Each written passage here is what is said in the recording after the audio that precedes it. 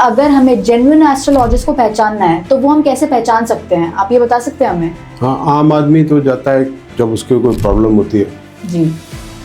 तो जो फेक नहीं होगा, सच्चा आदमी होगा जो आपको परामर्श देगा, तो आपके जो प्रॉब्लम है सिर्फ उसकी बात करेगा। जैसे एग्जांपल हो गया कि आपकी बेटी की शादी नहीं होती है किसी की, जी। तो वो बोलेगा ये शादी तब होगी, जैसे अभी 2025 आया तो 2027 में होगी और मिड में जून के आसपास जो है बात पक्की हो जाएगी। फिर उसके बाद विवाह बेशक आप बाद में कर लेना। संभोग वशीकरण, सेक्स वशीकरण, तो आपको क्या लगता है, मतलब ये असल में चीज़ है? ये शब्द प्रयोग करना और इस इंटेंशन से जाना किसी के पास, ये अपने आप में मुझे लगता है पाप। जी। अगर किसी से प्रेम है तो वो प्रेम उसके पूर्ण व्यक्तित्व से होगा, उसके एक पर्टिकुलर ऑर्गन से।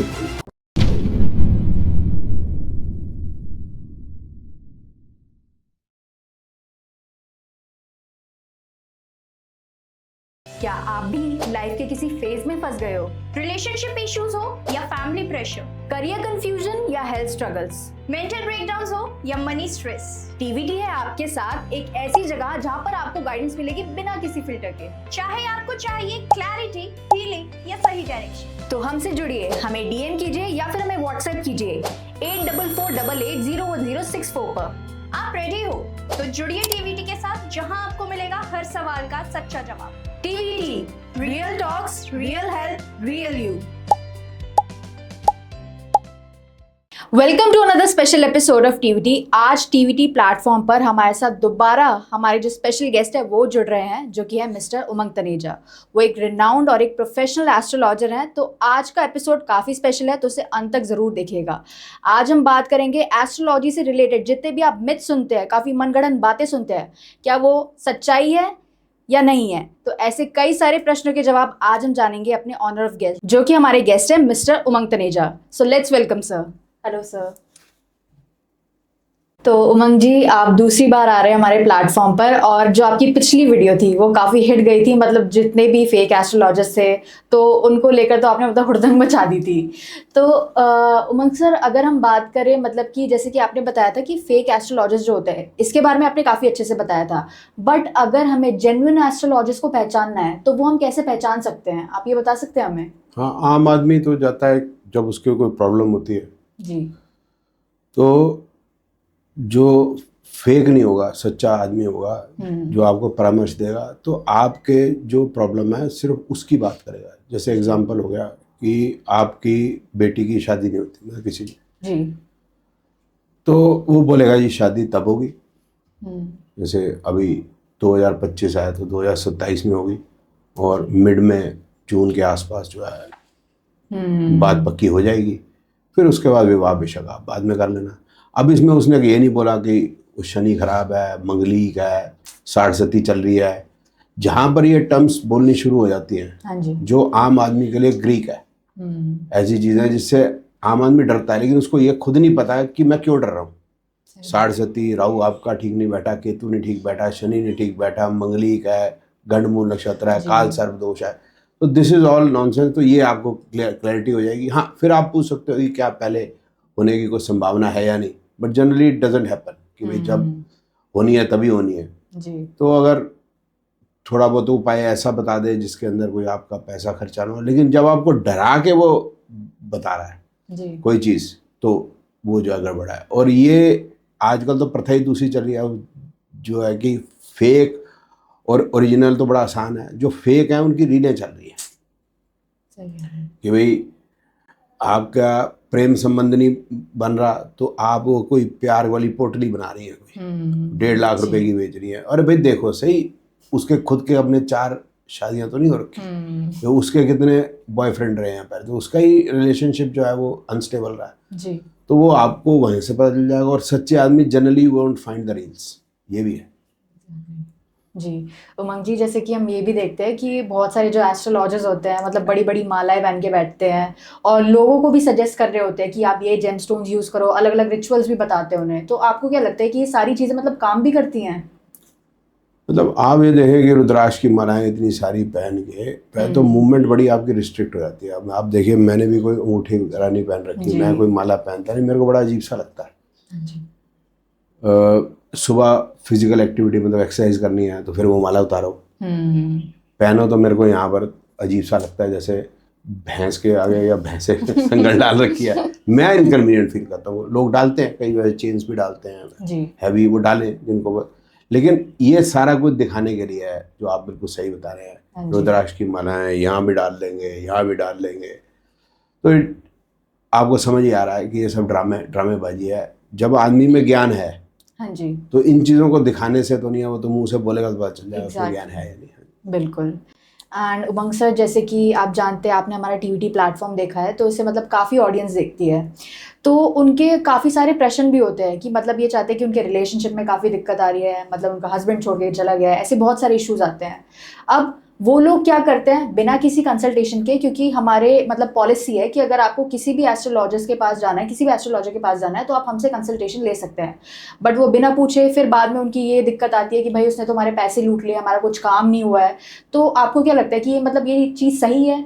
उनको पहले आना चाहिए, कंसल्टेशन लेनी चाहिए, क्योंकि फिर वो बाद में हमें रिस्पॉन्सिबल ठहराते हैं इस चीज़ को लेकर। अच्छा, मैं समझ गया आपकी प्रॉब्लम कि भाई आपके प्लेटफॉर्म पे लोग आए जी, तो ये उनके पास चले गए, अगर उसने कोई प्रॉमिस किया पूरा नहीं हुआ तो आपके पास कंप्लेंट करने पहुंच गए, जबकि आपका कोई मतलब ही नहीं, लेना देना नहीं। आप तो एक एक्सपर्ट की तरह उसको बुला रहे हो जी, और वो अपनी बात रख रहा है, और उसकी बात किसी को ठीक लगे ना लगे वो जनता जाने। एग्जैक्टली। आपका कोई उसमें कोई जिम्मेवारी नहीं। लेकिन ये जो अभी हमने बात की भी थी कि किसी की शादी अगर 2027 में लिखी है, तो मुझे समझ नहीं आता है कि जोशी पैसे लेके ये प्रॉमिस कैसे कर रहा है कि 2026 या 25 में हो जाएगी। फिर हो प्रॉब्लम क्या है कि बच्ची अगर पहले से 32 साल की हो गई है, तो अब माँ बाप की डेस्परेशन होती है कि अब 27 में तो 34 की हो जाएगी जी, तो मैं आज ही करा लूँ, तो वो अपनी डेस्परेशन में बेवकूफ़ बनते हैं। बुद्धि उनकी भी बता रही होती है कि ये पॉसिबल नहीं है, हाउ यू कैन डू।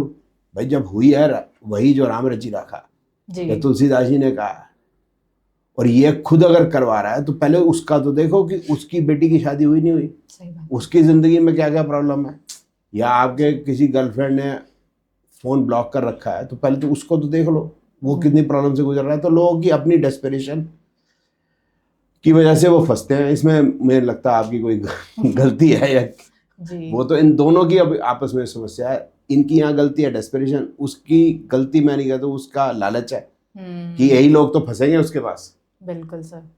जो जो आदमी को कॉन्फिडेंस है अपने ऊपर, जो आदमी को प्रॉब्लम नहीं है, वो इनके पास आएगा ही क्यों। बट ये पाप है, क्योंकि कोई आदमी परेशानी में है तो उससे पैसा लूटो। अगर वो आपको कंसल्टेशन फीस दे रहा है जी, और उसका काम अगर अभी नहीं हो रहा, 2 साल बाद होना, तो आप उसको कह सकते हो भाई हो नहीं सकता, एंड फर्दर उससे पैसे लेना, ये पाप। जी बिल्कुल। एंड जैसे कि उमंग जी, अगर हम बात करें कि ऐसे मतलब बहुत सारे एस्ट्रोलॉजर्स होते हैं, जैसे कि आपने देखा हो चाहे एस्ट्रोलॉजर हो, तांत्रिक हो, आजकल हम सोशल मीडिया पे इस चीज़ का मतलब ट्रेंड काफ़ी सुन रहे हैं, संभोग वशीकरण, सेक्स वशीकरण। तो आपको क्या लगता है मतलब ये असल में चीज़ है? क्योंकि इसका बहुत हवा बना रखा है लोगों ने कि हाँ ये असल में काम करता है। कुछ लोग तो डर भी जाते हैं कि भाई उनके साथ कुछ ना हो जाए।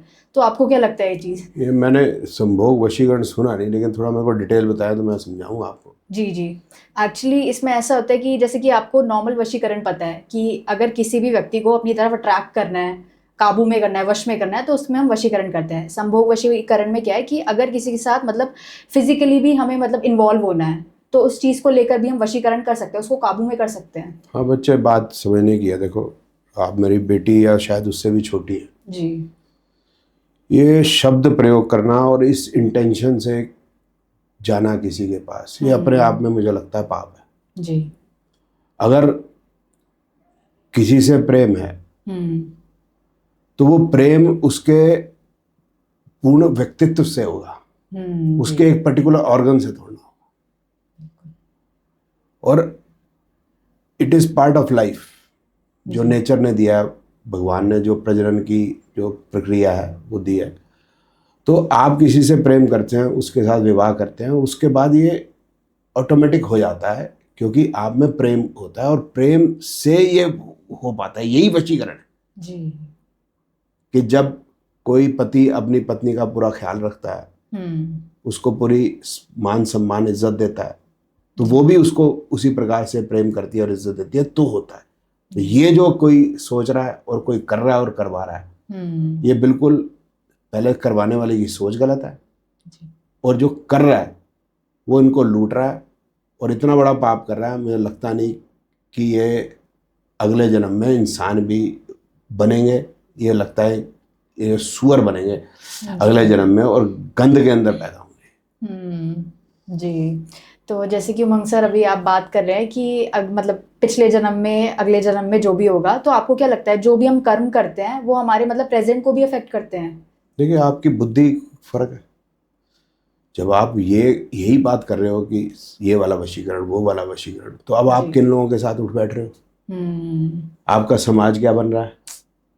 जी। जब आपका समाज यही बनेगा तो यही होगा। अब मैं बिजनेस की सुबह शाम सोचता हूँ, तो मेरा समाज क्या बनेगा? बिजनेसमैन के साथ बनेगा। जी। अगर मैं रिसर्च में जा रहा हूँ तो मैं अपने से ज़्यादा जो पहले रिसर्च कर चुके हैं अपने सीनियर्स, उनसे मिलूंगा तो मेरा समाज वही बनेगा। अगर मैं आर्मी में गया हूँ तो ऑब्वियस सी बात है, अगर मैं आर्टिलरी में गया हूँ तो आर्टिलरी बनेंगे या यही लोग बनेंगे। आप समझ रहे हैं? अगर मैं टीचिंग में गया हूँ तो मेरे साथ जो बच्चे के जो पेरेंट्स हैं वो मिलने आएंगे, बच्चे मेरे साथ, तो वही समाज बनेगा। तो अब अगर आपके सोच नेगेटिव है, वही काम करना चाहते हो, तो ऑब्वियसली आपका कर्म आपको ऑटोमेटिकली गर्त में ले जाएगा। बिल्कुल सर। जी। एंड जैसे कि उमंग सर, हम आजकल ये भी देख रहे हैं काफ़ी वीडियोस कि जैसे कि आपने भी देखा है कि 2025 में काफ़ी सारे इंसिडेंट्स हुए हैं, तो ये जो एस्ट्रोलॉजर्स होते हैं ये दावा करते हैं, ये तो हमने पिछले साल ही प्रेडिक्ट कर दिया था, कुछ महीनों पहले ही हमने बता दिया था कि ये होने वाला है, तो मतलब ऐसा सच में होता है? नहीं, वो पहला तो मार्च की बात कर लेते हैं। हाँ जी।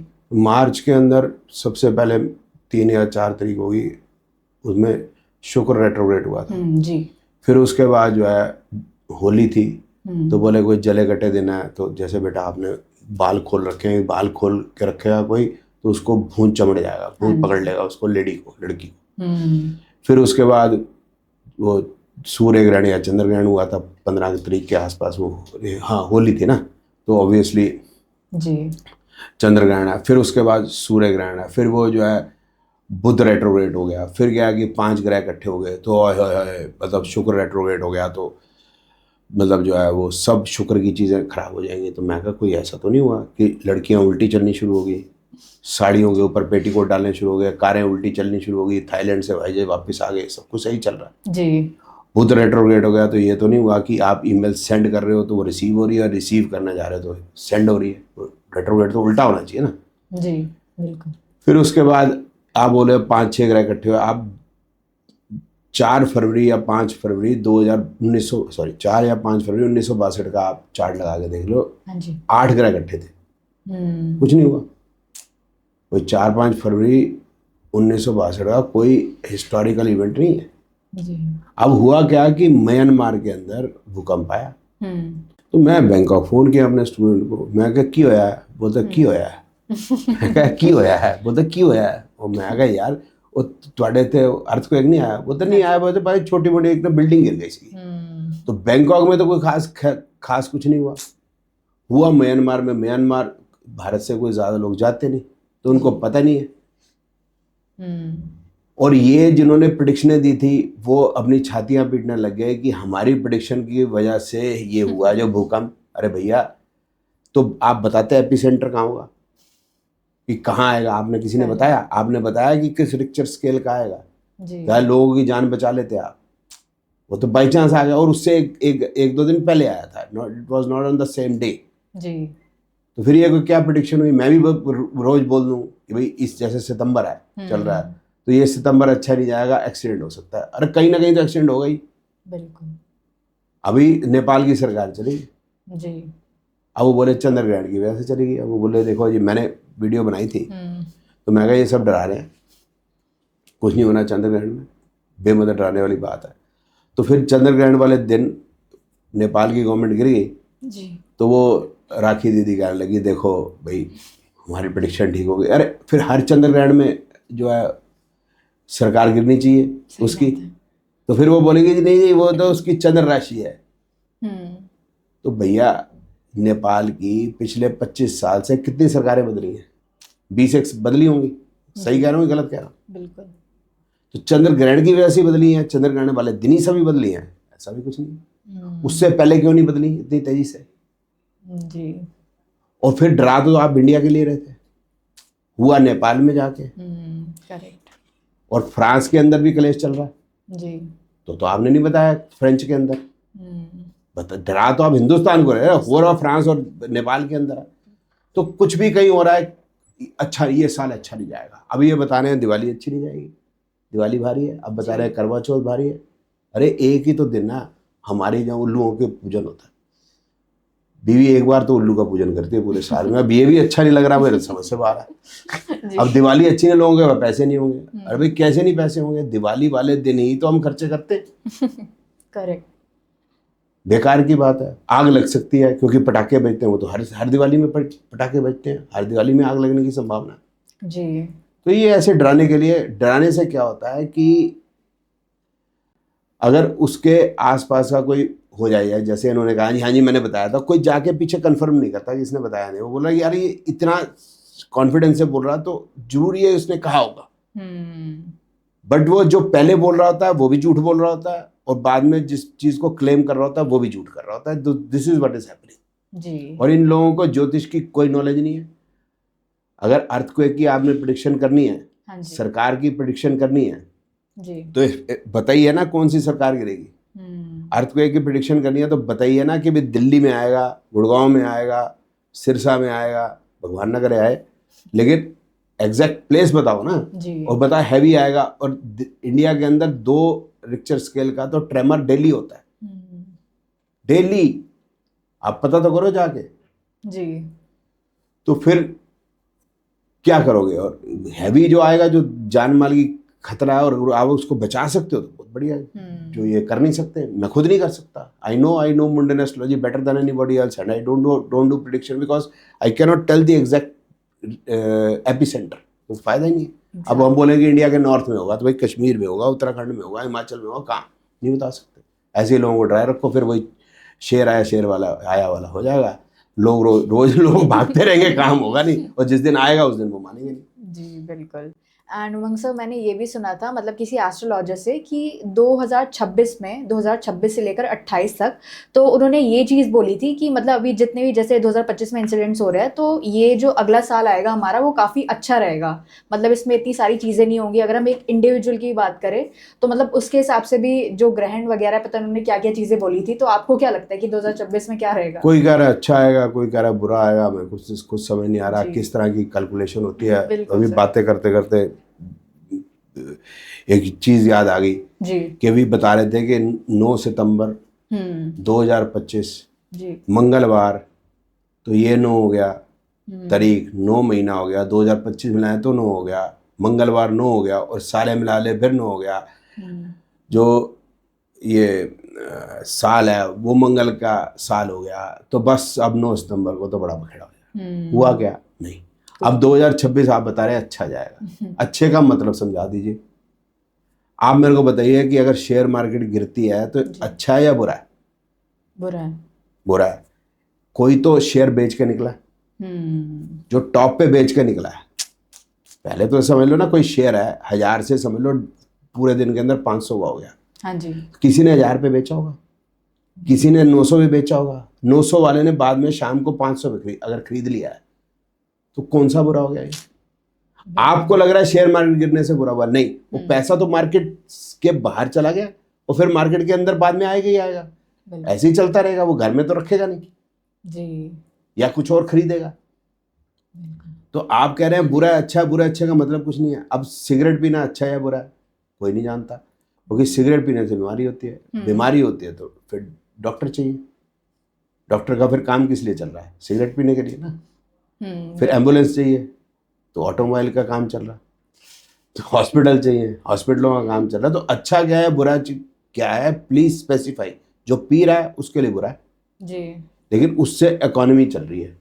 बिल्कुल ट्रू सर, ये तो गवर्नमेंट को टैक्स मिल रहा है जी। गवर्नमेंट भी उसको बंद नहीं कर रही, ये भी बंद करो, बोला नहीं टैक्स दे दो। तो फिर बुरा क्या अच्छा क्या नहीं ना, आप बताओ बुरा क्या होता है अच्छा क्या होता है। चोरी करना डकैती करना बुरी चीज है, अगर सब ये बुरी करनी बंद कर देंगे तो पुलिस की जरूरत नहीं, वकील की जरूरत नहीं, जज की जरूरत नहीं, काम खत्म। तो फिर बताओ अच्छा क्या है बुरा क्या है, उनके बेचारों की तो धंधा बंद हो गया। अच्छा बुरा बताओ तो सही। बिल्कुल सर। तो उमंग जी, जैसे कि आपने काफ़ी अच्छे से बताया ये, तो मतलब मेरा एक और सवाल आता है, मैं पर्सनली पूछना चाहूँगी। जैसे कि हम देखते हैं कि मतलब जब किसी की भी शादी हो रही होती है तो उससे पहले क्या होता है कि कुंडली मिलान हो रहा होता है उनका, तो मतलब इससे सच में उनके रिलेशनशिप की कंपैटिबिलिटी में पता लगती है कि वो एक दूसरे के लिए परफेक्ट है कि नहीं है, ऐसा सच में होता है? नहीं, उससे पहले की जो चीज़ है वो ये समझनी चाहिए हमें। जैसे समझ लो आप शादी करना चाहते हैं, एग्जाम्पल ले लें जी। एक अच्छा हस्बैंड ढूंढना चाहेगा हर कोई। अच्छे हस्बैंड में आप क्या समझते हैं, उसमें ऐसी क्या क्वालिटी होनी चाहिए? आपको इसी सवाल जो मैं पूछ रहा हूँ जवाब देंगे तो जवाब मिल जाएगा, बताइए। सर मेरे हिसाब से तो लॉयल्टी सबसे पहले। लॉयल्टी होगी, ठीक है जी, और अंडरस्टैंडिंग होनी चाहिए। अंडरस्टैंडिंग, नेचर अच्छा होना चाहिए। ये जी। दोनों चीज़ें एक ही चीज़ में आ गई कि उसका नेचर अच्छा हो, कि आपकी ज़रूरतों का, आपकी इमोशंस का, आपके माँ बाप की इमोशंस का, इन सब का वो ख्याल रखे। बिल्कुल। ठीक है, पैसे की ज़रूरत हो तो उसको कुछ समस्या ना हो आपको पैसे देने में, जी। ढंग से आपसे बात करे, और जब आपसे प्यार रहेगा ही तो फिर लॉयल्टी अपने आप ही रहेगी। ये होगी चीज़। आगे सर इसके अलावा काफ़ी चीज़ है। मैं बता देता हूँ कि उसका एक ऐसा अच्छा प्रोफेशन होना चाहिए ताकि आप एक अपना घर बना सकें। बिल्कुल सर। और घर में पैसे की बहुत तंगी ना हो, अप डाउन तो ज़िंदगी में चलता है। जी। प्रोफेशनल लाइफ हो गई, एक उसकी हेल्थ अच्छी होनी चाहिए, हम्म कि कोई बड़ी बीमारी ना हो, 70-75 साल तक कम से कम कोई बड़ी बीमारी ना सर ये तो हमारे हाथ में नहीं है, बट हो। नहीं, हम तो ऐसा चाहेंगे ना। जी जी जी बिल्कुल। मैं ये कह रहा हूँ कि अच्छे हस्बैंड में क्या क्या होए, बिल्कुल। एक उसकी उम्र लंबी होनी चाहिए, तो उसमें सबसे पहले उम्र लंबी हो, जी। मोटे तौर पे हेल्थ अच्छी हो, प्रोफेशनल लाइफ जनरली ठीक हो, बीच में 5-7-10 साल ऊपर नीचे होते ही। जी। इंपॉर्टेंट जो चीज़ आपने की, नेचर एंड करेक्टर, और एक प्रोजेनी। जी। ठीक है ना, बच्चा पैदा करने की क्षमता वो भी हो। अब ये सभी चीज़ें कंपैटिबिलिटी से देखी जाएंगी या उसकी जन्म कुंडली से देखी जाएंगी लड़के की? उसकी उम्र, उसकी हेल्थ, उसकी प्रोजेनी, बच्चा पैदा करने की क्षमता, उसका करेक्टर, उसका नेचर, उसका प्रोफेशन, सभी उसी की जन्म कुंडली से देखने हैं हमने। अच्छा। और अगर इसके अंदर सभी के अंदर उसके 70-80-90% आ रहे हैं नंबर, तो मेरे हिसाब से पास है। 100% किसी को नहीं मिलना है। बिल्कुल। तो ये कुंडली मिलान क्या कर रहे हैं मेरे समझ नहीं आ रही। अगर उसको कैंसर ही हो जाएगा 4थे साल के अंदर शादी के बाद, तो ये कुंडली मिला के क्या कर रहे हैं? वो मर ही जाएगा 10 साल के अंदर, कुंडली मिला के क्या कर रहे हैं? एग्जैक्टली। वो प्रोजेनी है ही नहीं, ही is not physically fit, he can not give that. क्या फायदा? काम धंधा वो करता नहीं, कमाना आप ही ने, उसने करना ही नहीं काम, तो कुंडली क्या मिल रही है? तो पहले ये तो मिला लो। सही बात है सर। फिर दूसरी चीज़ जो मिलाने वाली चीज़ है वो है नेचर। नेचर का मतलब यह है कि टोटली एकदम से ये ना हो कि वो सिर्फ प्रोफेशन का ही सोचे, बच्चों के साथ कभी घूमने घामने ना जा रहे की इच्छा बिल्कुल ना हो, ये नहीं होना चाहिए, टोटल ड्राई नहीं होना चाहिए जी। बस, दैट्स ऑल। इतना बन गई बात तो मुझको लगता है बिल्कुल फर्स्ट क्लास है। किसी भी बच्ची के लिए ऐसा हस्बैंड आइडियल है। बिल्कुल। और उसी की जन्म कुंडली देखने की जरूरत है। जी।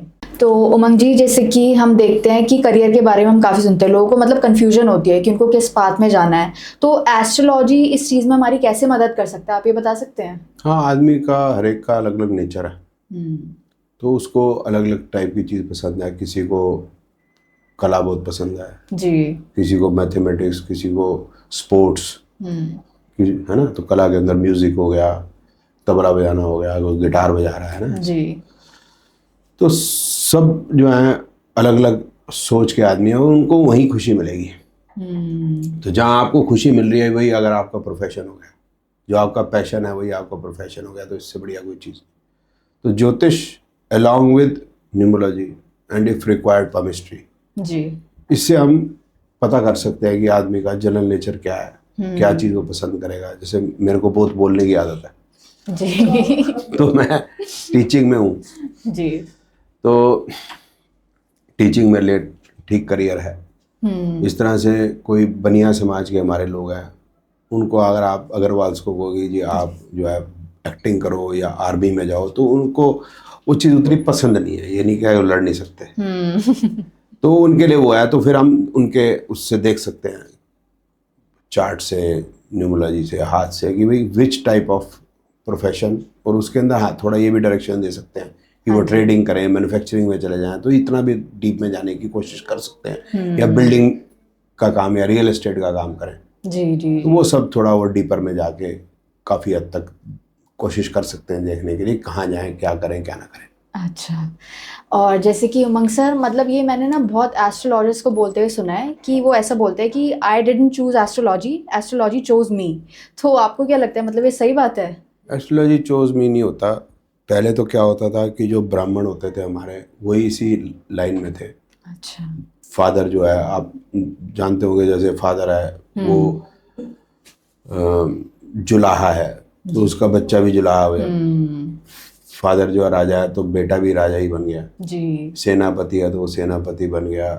वो जूते का काम करता है, बच्चा भी जूते का काम करता है। तो ऐसे फादर बच्चे को सिखाते हैं। ऐसे ब्राह्मण का बच्चा ब्राह्मण, तो वो भी अपने बच्चे को सिखाया था, तो वही भी काम करता था। वही लोग ज्योतिष जानते थे जी। अब पिछले 30-35 साल से क्या हो गया कि अधिक लोग जो है ज्योतिष में आने लग गए। लेकिन 99% ज्योतिष में वो लोग आ रहे हैं, ब्राह्मण को छोड़कर, जिनका एक मतलब खानदानी पेशा हो गया जी। कि जब वो पहले समस्या में घिरते हैं, फिर वो उनकी एक सिचुएशन ऐसी आ जाती है, हेल्पलेसनेस समस्या है। मतलब जैसे जॉब चली गई तो समस्या है, लेकिन हेल्पलेसनेस तब आएगी जब आप काफ़ी महीनों तक ट्राई कर रहे हो, आपको जॉब मिल नहीं रही। फिर आता है काम ज्योतिषी का या ज्योतिष का, कि आदमी ढूंढता है या तो किसी बाबा टाइप का आदमी, या पंडित टाइप का आदमी, या जोशी टाइप का आदमी, या तांत्रिक टाइप का आदमी। तो मैं 4 इसके अंदर क्लासिफिकेशन की है कि लोग इन चारों के पास जाते हैं, या चारों के पास ही जाते हैं, 4 में से किसी एक के पास जाते हैं। अब ज़्यादातर केस में उनको वहाँ पर कोई सोल्यूशन नहीं मिलता। अब किसी की अगर जॉब 3 साल बाद लगनी है, तो वो तो 10-12-15 आदमियों के पास 3-4 महीने में ही हो जाता है। खाली बैठा क्या करे। बिल्कुल। उसके बाद जब वो प्रॉब्लम हल नहीं होती, बार बार उपाय भी करता रहता है, और 6 महीने, साल, 2 साल निकल जाता है, फिर वो कहता है कि मैं भी पढ़ के देखूं कि इसमें कुछ सच्चाई है या नहीं। तो आजकल ज़्यादातर इस तरह से लोग आ रहे हैं इसके अंदर। तो अब उसमें अंग्रेजी में जो मर्जी बोल दो, एस्ट्रोलॉजी एज चोजन मी या जो भी है। और मैं भी ज्योतिष में ऐसे ही आया था। अच्छा। ताकि मेरा कोई इसमें कोई इंटरेस्ट पहले तो था नहीं। जी। एंड उमंग जी, मैंने रिसेंटली एक वीडियो देखी थी, तो वो एस्ट्रोलॉजी से रिलेटेड ही थी। तो उसमें एक नीचे कमेंट आ रखा था कि बेसिकली अगर हम एस्ट्रोलॉजी के बारे में और ज़्यादा जानते हैं तो इंसान को बहुत ज़्यादा पैरानॉइड बना देता है। मतलब वो सोचने लग जाता है कि हम सही कर रहे हैं, नहीं कर रहे हैं, मतलब पागल ही हो जाता है इंसान। तो आपको क्या लगता है, मतलब ये चीज़ मिथ है या फिर मतलब सही है? अगर उसने सही ज्योतिष सीखी है जी। तो उसको समझ में आ जाएगी ये बात, हुई है वही जो राम रचि रखा। उसको ये समझ में आ जाएगा कि भगवान कृष्ण ने कर्म का फल बोला, तो पैरानॉइड नहीं होगा। लेकिन ये सुबह शाम जो है ना, कि दिवाली में ये करे वो ना करे, लक्ष्मी जी कैसे आएंगी, फलाना कैसे होगा, करवा चौथ है तो कैसे करे, अब शुक्रवार को ये करे, बुधवार को वो करे, तो दिस इज नॉट एस्ट्रोलॉजी। इसका ज्योतिष से कोई लेना देना नहीं। ये सिर्फ वहम डालने की बात है। और वहम पहले तो डलता है, फिर उसको वहम डालने का इलाज क्या होता है, फर्दर इलाज, एक और वहम। करेक्ट। और उस वहम को फिर एक और वहम। तो वहम ही डलते जाते हैं। अगर इसने ज्योतिष सीख लिया है और मेरे से सीख लो, मैं समझा दूंगा आपको, आपको क्लैरिटी हो जाएगी, कर्म का फल है, टनाटन। एकम सत विप्रा बहुधा वदंती, सत्य एक ही है, जो भगवान कृष्ण ने कुरुक्षेत्र के मैदान पर बोला। जी बिल्कुल। तो मतलब उमंग सर, आपको क्या लगता है कि एटलीस्ट किसी पर्सन को वंस इन अ वाइल आना चाहिए मतलब कंसल्टेशन के लिए, गाइडेंस के लिए एस्ट्रोलॉजी से? एस्ट्रोलॉजी की गाइडेंस के जो समय हो सकते हैं वो यही हो सकते हैं कि जैसे पेरेंट्स हैं, वो समझ लो डॉक्टर हैं, तो ज़्यादातर ये होता है कि बच्चा भी हमारा डॉक्टर बने, ऐसा जनरली होता है। मैं इंजीनियर हूँ तो मुझे लगा शायद मेरा बच्चा भी इंजीनियर बने तो ठीक।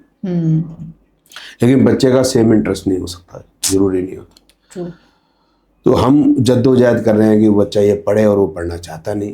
तो ऐसे पेरेंट्स जिनको लग रहा है कि भाई वो नहीं परफॉर्म कर रहा उनके हिसाब से, तो हम गाइड कर सकते हैं कि भाई इसको इस जगह नहीं दूसरी जगह, इस this line of education will be better for it, like he if he is not able to perform in physics, chemistry, biology, जो मेन सब्जेक्ट्स हैं फॉर मेडिकल साइंस, उसमें परफॉर्म नहीं कर पा रहा, तो आप इंग्लिश लिटरेचर में ट्राई करके देख लो, हिंदी लिटरेचर में ट्राई करके देख लो, म्यूजिक में ट्राई करके देख लो, क्या उसमें इंटरेस्ट है? बोले हाँ गिटार बजाता रहता है। तो मैं कहा देखो अगर अच्छी धुन निकाल ले, वो दे तो अजीब सा काम है। मैं कहा देखो ये ऐसा नहीं है कि किसी काम में पैसा नहीं बनता, किसी काम में मशहूरी नहीं मिलती, या किसी काम में आपको अच्छा नहीं लगता, या किसी का भला नहीं होता। हाँ ये मैं बात जरूर मानता हूँ कि सबसे नोबल प्रोफेशन यहाँ तक है वो डॉक्टर का है, बट स्टिल अगर आपका मूड अच्छा नहीं है, अगर किसी ने अच्छी धुन बनाई है वो भी तो बढ़िया कर रही है। तो ये एक तो बात होगी। दूसरी बात होगी अगर आपका प्रोफेशनल लाइफ अच्छी नहीं चल रही तो हम ये बता देंगे भाई अभी 3 साल ऐसे ही चलेगा, तो आप पेशेंस रख लें, फ्रस्ट्रेट होते रहें, नहीं मेरा बन रहा। एक समय तो भगवान हर एक को देता है अच्छा कि जिसमें वो एक्सेल करता है, ऐसा मैंने देखा है। तो बस अब क्या है कि बुरा टाइम वो देता है, बुरा टाइम इसलिए देता है ताकि हम सीखें, डाउन टू अर्थ रहें जी।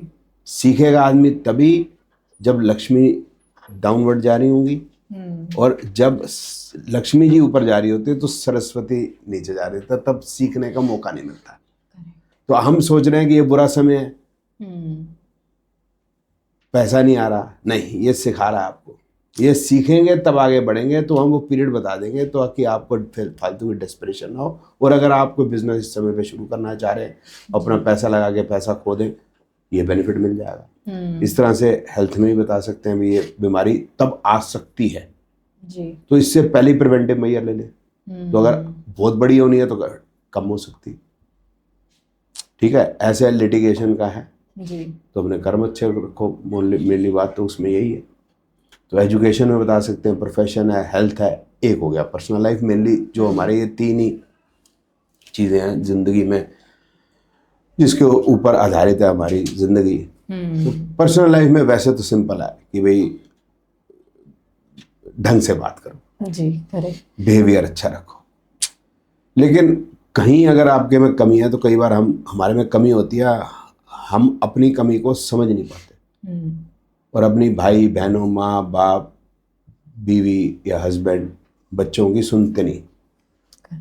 तो कोई अलग आदमी अगर हमें बताता है और पैसे दे देते हैं तो फिर हमें समझ में आती है, तो वो भी हेल्प कर सकते हैं। तो टोटली नेचर चेंज हो जाएगा, I don't know, but it helps.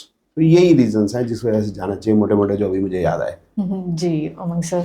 And जैसे कि थोड़ा मैं हटकर टॉपिक एक लूँगी, जैसे कि उमंग सर एक फेस रीडर्स जो होते हैं आपने देखा होगा, तो मतलब मैंने काफ़ी लोगों को ये भी देखते हुए, मतलब काफ़ी फेस रीडर्स आए भी हैं, तो वो ये बोलते हैं कि भाई मैं आपका चेहरा देख के बता दूंगा या फिर बता दूंगी कि आपके दिमाग में क्या चल रहा है आगे, मतलब आप क्या करने वाले हैं क्या नहीं करने वाले हैं। तो आपको क्या लगता है, मतलब सच में वर्क करता है ऐसे? देखो ऐसा है कि न्यूमरोलॉजी है जी, उसमें दशा और ईयर्स होते हैं, ज्योतिष है उसमें दशा और ईयर्स होते हैं, पमिस्ट्री है उसकी लाइंस होती हैं। तो लाइंस का मतलब जो है हिसाब लेके एक आइडिया हो जाता है कि इतने टाइम तक लाइन यहाँ तक पहुँचेगी, या ये लाइन आगे जा रही है तो ये होगा। फेस रीडिंग देख के जनरल नेचर बताया जा सकता है, ये मैं मानता हूँ, और मेरे को ज़्यादा इसके बारे में जानकारी नहीं है, बट ये बात तो ठीक है कि नेचर से पता चलेगा और आपकी बॉडी लैंग्वेज से भी पता चलेगा आप किस तरह से बैठे हैं, झुक के बैठे हैं, तन के बैठे हैं, क्या सोच रहे हैं। लेकिन इससे ये पता चल जाएगा कि आज से 5 साल बाद आप प्रॉपर्टी खरीदोगे, ये मुझे लगता है कि ये पॉसिबल होगा। या आप कनाडा जाओगे जी, फलाने साल में जाओगे, या वर्क वीजा मिलेगा, सिटीजनशिप मिल जाएगी, आई डोंट नो, मतलब ये नहीं हो सकता जी। जनरल नेचर, और नेचर से फिर आपकी जिंदगी में क्या आगे बदलाव हो सकते हैं उसका एक आइडिया लग सकता है, ये बात बिल्कुल ठीक है जी, बिल्कुल। एंड उमंग सर लास्टली मैं आपसे ये पूछना चाहूँगी कि ऐसे बहुत सारे लोग हैं जो एस्ट्रोलॉजी को लेकर काफ़ी मतलब मिथ लेकर बैठे हैं, तो अगर आपको कोई एक मिथ ब्रेक करना हो तो वो आप क्या करेंगे? ज्योतिष के मिथ सारे ही ब्रेक करने वाले हैं। जैसे हो गया काल सर्प जी, इट्स फ्रॉड, मंगली इट इज फ्रॉड, गंडमूल इट इज फ्रॉड। फिर ये जनरली कहते हैं राहु केतु शनि यहाँ बैठते बुरे होते हैं, फिर कहाँ बिठाएं, जन्म कुंडली के बाहर बिठा दें भाई। मतलब करें क्या? करेक्ट हर इंसान को भगवान ने अलग बनाया है, जी हर एक आदमी की अपनी क्वालिटी है। जी तो वो आप वो ग्रह से ये देखो कि भाई उसकी क्या क्वालिटी है और उस वो क्वालिटी को किस तरह से हम तराश सकते हैं, बस ये करना। ये जी। दोष फोष ये सर मिथ, नाम ही यही है मिथ्या। जब है ही बात मिथ्या तो क्या उसमें घुसना। बिल्कुल सर जी। नमस्कार दोस्तों, आपने मेरा ये पॉडकास्ट सुना। अगर आपको कोई जानकारी चाहिए तो स्क्रीन के ऊपर जो ईमेल नंबर, फ़ोन नंबर्स वगैरह या कॉन्टैक्ट नंबर्स दिए हैं उस पर आप कॉन्टैक्ट करके अपना सवाल पूछ सकते हैं और मैं पूरी कोशिश करूंगा कि उसका उत्तर आप तक ज़रूर पहुंचे। बहुत बहुत धन्यवाद।